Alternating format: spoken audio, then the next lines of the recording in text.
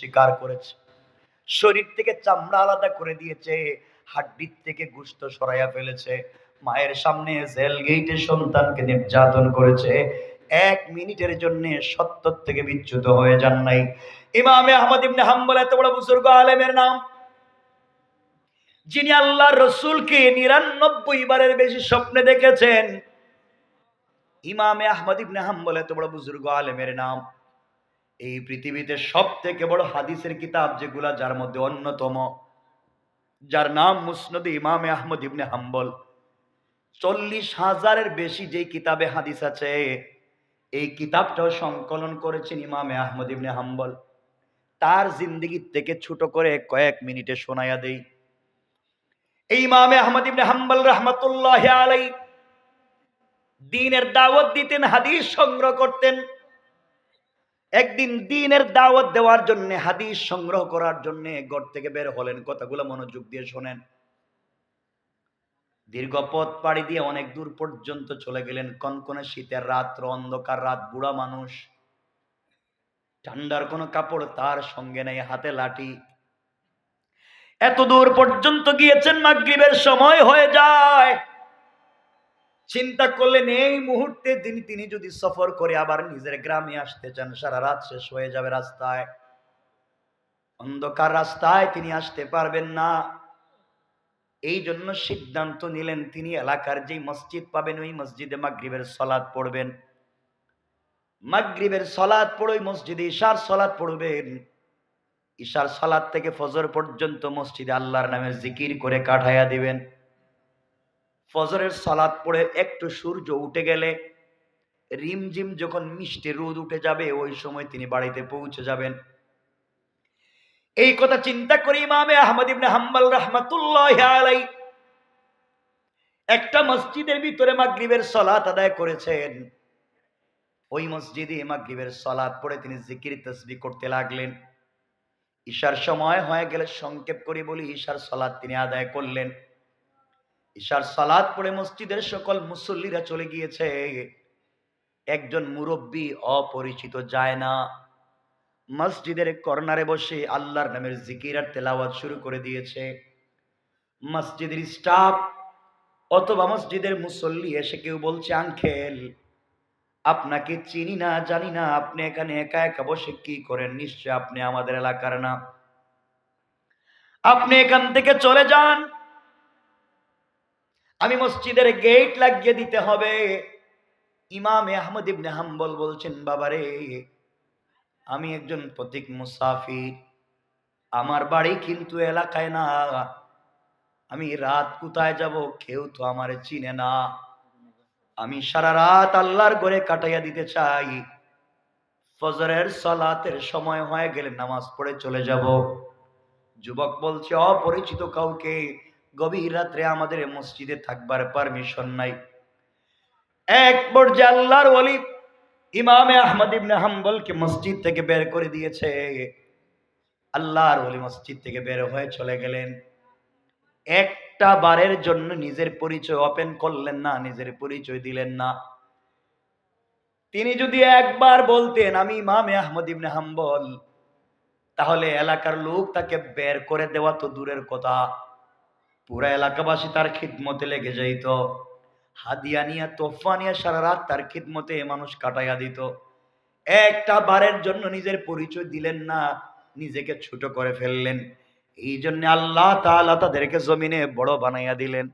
ওই জায়গায় ইমামে আহমদ ইবনে হাম্বল না হয়ে যদি আমি হইতাম বা আমরা কেউ হইতাম, আর আমাদেরকে কেউ এভাবে বের করে দিত, সাথে সাথে পকেট থেকে কার্ড বের করে দেখাইয়া দিতাম, এই যে দেখেন আমার কার্ড, পৃথিবীর সবাই আমারে চিনি, আপনারা চিনলেন না, এই যে দেখেন আমি কত বড় বল্টু মিয়া। এই জন্য আমরা নিজেকে বড় করতে চাই, আল্লাহ আমাদেরকে ছোট বানাইয়া দেয়। আর তারা পুরা জিন্দেগি নিজেকে ছোট বানাইয়া দিয়েছে, এই জন্য আল্লাহ তাদেরকে বড় বানাইয়া দিছে। ইমাম আহমদ ইবনে হাম্বল, সংক্ষেপ করে বলি, চলতে চলতে হাঁটতে লাগলেন। ঠান্ডার মধ্যে আর পা বাড়াতে পারতেছেন না, বৃদ্ধ মানুষ। হাঁটতে হাঁটতে একটা বাজারে পৌঁছে গিয়েছেন। ওই বাজারে গিয়ে দেখেন বাজারের সবগুলা দোকান বন্ধ। বাজারের মধ্যখানে ঝুপড়ি করে ভাঙ্গা একটা দোকান খোলা। ওই দোকানের মধ্যে একটা যুবক বসে আছে। কি জেনে করে আস্তে আস্তে করে কাছে পৌঁছে গেলেন। আস্তে আস্তে করে কাছে গেলেন, যাওয়ার পরে যুবককে জিজ্ঞেস করে, বাবা, অন্ধকারাচ্ছন্ন রাত্র, কনকনে শীত, এই বাজারে কোনো দোকানদার নাই, সবাই চলে গিয়েছে, তুমি এখন পর্যন্ত দোকান খোলা রেখেছো, ব্যাপার কি? যুবক ডাক দিয়া বলছে, আঙ্কেল, এই বাজারের সবগুলা দোকানদার ফজরের পরে দোকান খুলে সন্ধ্যার সময় দোকান বন্ধ করে দেয়, আর আমি একমাত্র কেবলমাত্র একজন দোকানদার, সন্ধ্যার পরে দোকান খুলি, ফজর পর্যন্ত দোকান চালাই। ফজরের আজান হয়ে গেলে দোকান বন্ধ করে দেই। এইভাবেই তো আমার জীবন চলে।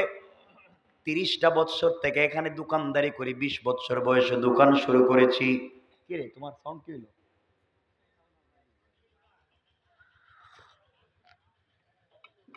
12টার উপরে তো হয়ে গেছে, আর লম্বা করতেও চাচ্ছে না। হ্যাঁ, না মাইকেই তো ওদিকে গেছে গা।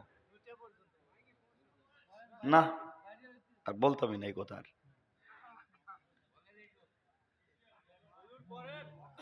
আসছে মাই বক্স গেলে তো আমার কানে আওয়াজ আসতে হবে, বুঝেন নাই?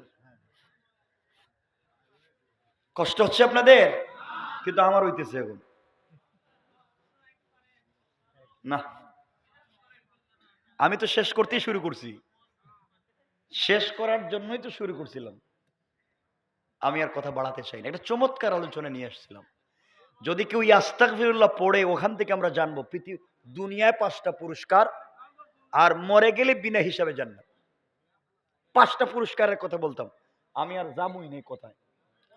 আরে আপনারা বলেন, বলতে চাই, তো বলতে চাই, বলার জন্যই তো শুরু করছি, কিন্তু আমার তো কানে আসে না কিছু। না, আর শোনেন, কিছু বললেন না। 12:15 কি কইতাম, কইছিলেন নগদ দিতে মানে ওই যে মাঠে আমি কিছু টাকা নাকি উঠাইব, এই কথা বলতেছে। আরে বাবা, কিছু কইেন না, আমি তো বলতে শুরু করছি, তাহলে কি বলতাম। আপনি যত কিছুই করেন, এই সাউন্ড আর হবে না।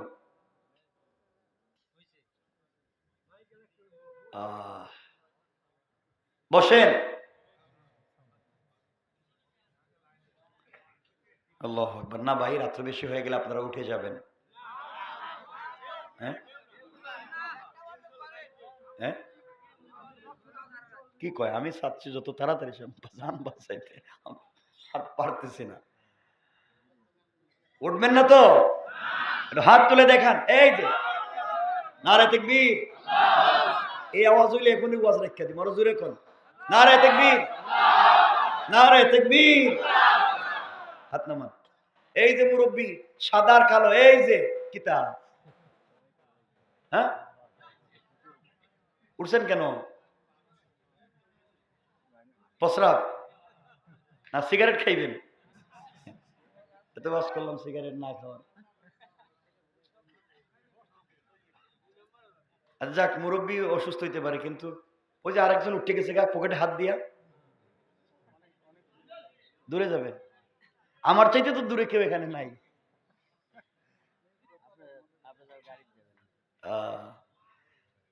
আমি চাচ্ছি আজকে রেখে দিয়ে আগামীতে আমি কখনো আসলে বলবো না কথাগুলো আমার, কারণ এটা তো কাজ হইতেছে না। সংক্ষেপ 2-3 মিনিট। আমার বন্ধুগণ, কথাগুলো দিল দিয়ে শুনেন কি বলতে চাই। যুবক ডাক দিয়া বলছে, আঙ্কেল, আমি 50 বছর বয়স হয়ে গিয়েছে, 30 বছর থেকে দোকানদারি করি, শুধু রাত্রবেলা মাগরিবের পরে দোকান খুলি, ফজরের আজান হলে বন্ধ করে দেই। মুরব্বী বলছেন, ইমামে আহমদ ইবনে হাম্বল বলছেন, বাবা তুমি কি করো? আঙ্কেল, এই বাজারে আমি কয়েক টাকা রুটি বিক্রি করি, বাঙ্গা দোকানে। যুবককে ডাক দিয়া বলছেন, বাবা আমি একজন পথিক মুসাফির, সারা রাত কোথায় যাব জায়গা পাই না, তোমার দোকানে দেখতেছি তুমি রুটি তৈরি করবার জন্য আগুন জ্বালিয়েছো, তোমার চুলার ভিতরে কি সারা রাত আগুন থাকবে?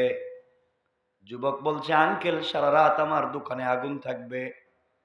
ইমামে আহমদ ইবনে হাম্বল বলছেন, আমি কি তোমার দোকান থেকে কিছু আগুন পোহাতে পারি, তাপ লাগাতে পারি? যুবক বলছে, আঙ্কেল আপনি কেন বাহিরে দাঁড়াইয়া দাঁড়াইয়া শরীরে আগুন পোহাবেন, দোকানের ভিতরে আসেন। আল্লাহর ওলি ইমামে আহমদ ইবনে হাম্বল দোকানের ভিতরে পৌঁছে গেলেন। যাওয়ার পরে দেখেন এক আজীব কারবার। এখানে আরেকটা আশ্চর্য ঘটনা। গিয়ে দেখেন যুবক যখন রুটি বানাবার জন্য খামির বানায়, তখন যুবকের জবানে একটা শব্দ, আস্তাগফিরুল্লাহ। যুবক যখন কমপ্লিট রুটি তৈরি করে আবার পড়ে আস্তাগফিরুল্লাহ। রুটি তৈরি করে যখন বিক্রি করে আবারও পড়ে আস্তাগফিরুল্লাহ। টাকা হাতে নিয়ে নির্ধারিত জায়গায় রেখে আবারও পড়ে আস্তাগফিরুল্লাহ। ইমামে আহমদ ইবনে হাম্বল বলছেন, যুবক তুমি শুধু আস্তাগফিরুল্লাহ বলো, কারণ কি? যুবক বলছে, আঙ্কেল আজকের থেকে পড়ি না, 30 বছর থেকে পড়ি। এই আস্তাগফিরুল্লাহ পড়ে পড়ে আমার জিন্দেগিতে আমি যা পাইছি, আমার মনে হয় পৃথিবীর কোনো মানুষ তা পায় নাই। ইমামে আহমদ ইবনে হাম্বল বলছেন, বলো না তুমি কি পাইছো? যুবক বলছে, 1 নাম্বার, এই বাঙ্গা দোকানে গভীর রাত্রে কয়েক টাকা রুটি বিক্রি করি, এটা দিয়ে আমার পরিবার চলে। 30 বছর থেকে দোকানদারি করি, আমার পরিবারে 50 জনের বেশি ফ্যামিলি মেম্বার। আমি এই বাঙ্গা দোকানে গভীর রাত্রে কয়েক টাকা রুটি বিক্রি করা পয়সা দিয়া আমি 50 জনের বেশি ফ্যামিলি মেম্বারকে চালাই। এলাকার মসজিদ, মাদ্রাসা, এতিমখানায় দান করি। এত দান খয়রাত সাদাকা করবার পরেও মাস শেষে দেখা যায় আমার পকেটের টাকা শেষ হয়ে যায় না। এক কথা, আল্লাহ আমাকে কোটি টাকার মালিক বানাইছে। ইমামে আহমদ ইবনে হাম্বল বলছেন, আর কি পাইছো? যুবক বলছে, আঙ্কেল আমি কিন্তু 30 বছর থেকে দোকানদারি করি। এই 30 বছর দিকে আমার বডিতে আল্লাহ জটিল কঠিন রোগ দিবে তো দূরের কথা, আল্লাহ তাআলা আমার বডিতে সাধারণ কোন রোগ পর্যন্ত দেয় নাই। আল্লাহ আমাকে সুস্থতার নিয়ামত দিছে। 3 নাম্বার হইল 50 বছর বয়স হয়ে গিয়েছে। এই বয়সে কত বন্ধু বান্ধব মারা গিয়েছে। আল্লাহ তাআলা আস্তাগফিরুল্লাহ পড়বার কারণে আমার হায়াতে বরকত দিছে। 4 নাম্বার, 30 বছর থেকে আস্তাগফিরুল্লাহ পড়ে যাই। 30 বছরে 35 বারের বেশি আল্লাহর রাসূলকে আমি স্বপ্নে দেখেছি। ইমামে আহমদ ইবনে হাম্বল বলছেন, যুবক তুমি আর কি পেয়েছো? যুবক বলছে, আঙ্কেল আমি আর কি পাইছি? আমি তো হাত উঠাইলে দোয়া কবুল হয়। আমার জন্য, আমার পরিবারের জন্য, এলাকাবাসীর জন্য যত মানুষ, আমি রুটিওয়ালার কাছে দোয়া চাই, আমি আস্তাগফিরুল্লাহ বলে হাত উঠাইলেই দোয়া কবুল হয়ে যায়। ইমামে আহমদ ইবনে হাম্বল বলছেন, তাহলে কি তুমি মুস্তাজাবুদ দাওয়া, তোমার সব দিকে কবুল হয়ে যায়? যুবক বলছে, তা আমি জানি না, কিন্তু দোয়া কবুল হয় এটাই সত্য। ইমামে আহমদ ইবনে হাম্বল বলছেন, যুবক রে, 30 বছর থেকে আস্তাগফিরুল্লাহ এই শব্দ পড়বার কারণে তুমি কোটি টাকার মালিক হইছো, হায়াতে বরকত পাইছো, সুস্থতার নিয়ামত পাইছো, নবীজিকে স্বপ্নে দেখছো, জিন্দেগির সব দোয়া কবুল করাইছো। এই 5টা নিয়ামত পাইছো, তোমার জীবনে কোনো কষ্ট নাই, তুমি সুখে আর আনন্দে আছো। ও যুবক বলো না, তোমার ভিতরেও কি জিন্দেগির কোনো কষ্ট আছে নাকি? এই কথা শুনে যুবক চোখের পানি ছেড়ে ছেড়ে কাঁদতেছে। বহুত কষ্ট দিতেছে, কিন্তু পরে কিছু বইলে তো ব্যবসা নষ্ট হয়ে যাইব। কয়ে দেব আমি, অনেক কষ্ট হইতেছে কিন্তু এখন। আরে না কয় কষ্ট হইতেছে আমার, হেরা কয় না, বুঝে না তোরা। এখন আমি শক্তি দিয়ে কথা বলতেছি, ওটা টাইনে আমার বাতাস নিয়ে যাচ্ছে, গলা শুকাইয়ে দিচ্ছে, আপনারা বুঝতেছেন না তো? এটা কত কঠিন জিনিস হচ্ছে, এটা আমি বুঝি। আপনারা একদিন শুনতেছেন আর আমাকে 12 মাস বলতে হয়, তাহলে তো আমাকে ঠিক থাকতে হইব। তারা যাই করুক আর কাজ হইতো না আজকে, আমি বুঝতে পারছি। হয়েছে আমার বন্ধুগণ, কথাগুলো দিল দিয়া শোনেন। এক পর্যায়ে ইমামে আহমদ ইবনে হাম্বলকে যুবক বলছে, আঙ্কেল সত্যি কথা আপনি বলছেন, আল্লাহ আমার কোটি টাকার মালিক বানাইছে, হায়াতে বরকত দিয়েছে, সুস্থতার নিয়ামত দিয়েছে, আল্লাহ তাআলা আল্লাহ রসুলকে স্বপ্নে দেখার তৌফিক দিয়েছে, জীবনের সব দোয়া কবুল করছে, কিন্তু আঙ্কেল আমার জীবনের একটা দোয়া আল্লাহ কবুল করলো না।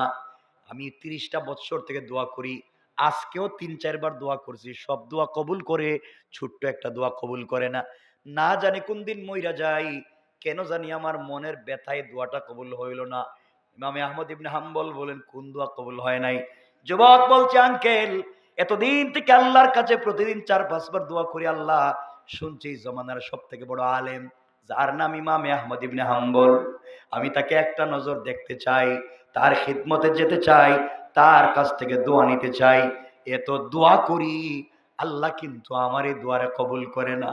ইমামে আহমদ ইবনে হাম্বল সামনে দাঁড়িয়ে আছেন, আর নিজেকে সামলিয়ে রাখতে পারলেন না, চোখের পানি ছেড়ে দিলেন, আর মনে মনে চিন্তা করলেন, নিশ্চয় যুবককে আল্লাহ তাআলা কতটুকুন কবুল করছেন, আমার মতো বুড়া মানুষের বাড়িতে যুবকটারে পাঠায় নাই, বরং আমারে সারা রাত হাঁটাইয়া ঠান্ডার মধ্যে যুবকের দোকানে হাজির কইরা দিছে।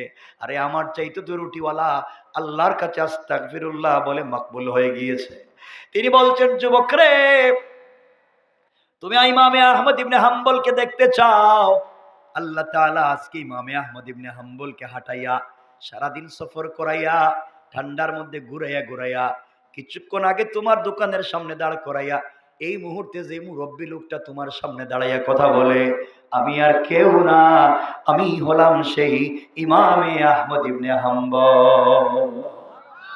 ও যুবক, আল্লাহ তোমার এই দোয়াটারও কবুল করছে। তোমার একটা হাদিস শোনাইয়া দেই যুবক, যারা আস্তাগফিরুল্লাহ পড়বে তারা দুনিয়ার জমিনে 5টা পুরস্কার পাবে, ইন্তেকালের পরে আল্লাহর রাসূলের নিজ হাতে হাউজে কাউসারের পানি পান করে তারা রাসূলের সঙ্গে জান্নাতে চলে যাবে। কয়টা শব্দ? শব্দ কয়টা? কি শব্দ? পুরা আস্তাগফিরুল্লাহ, শুধু শব্দটা আস্তাগফিরুল্লাহ, আস্তাগফিরুল্লাহ। পারবো না ইনশাআল্লাহ? আমার ইচ্ছা থাকলে এটা আরো লম্বা, আরো লম্বা। এরা কি তো মানুষ নাকি? তা আমার খিতা পাইছে, 2 ঘন্টা হয়েছে, 2 ঘন্টা কথা শেষ, বেশি বললে বলতাম না। আমার এরা তো মারাইয়া ফেলাইছে, এরা তো দুশ্মনী শুরু করে দিছে। কথা শেষ, লম্বা আলোচনা, পুরা আলোচনা তাওহীদ আর রিসালাত বুঝিয়ে আমলের কথা বুঝাইয়া দিলাম, আল্লাহর পরিচয় দিলাম। কথা বুঝতে পেরেছেন? দেখি কি হয়, বলা যায় কিনা। আগে টাকা পয়সা যা আছে এটা দিয়ে দেন, টাকা পয়সা যা আছে ওটাকে দেন, এরপরে দেখা যাক কিছু বলা যায় কিনা। আজকাল লম্বা করার সুযোগ নাই, কারণ মাইক আমাকে আর কথা বলতে দিচ্ছে না। আপনারা কি বুঝতেছেন এখন আমার গলার আওয়াজ আরেকভাবে মনে হইতেছে না? মাইকে খায় ফেলাইতেছে, কালকে তো আমার কথা বলতে হবে, এজন্য বলেন। আপনারা বলেন, কেউ উঠবেন না কিন্তু।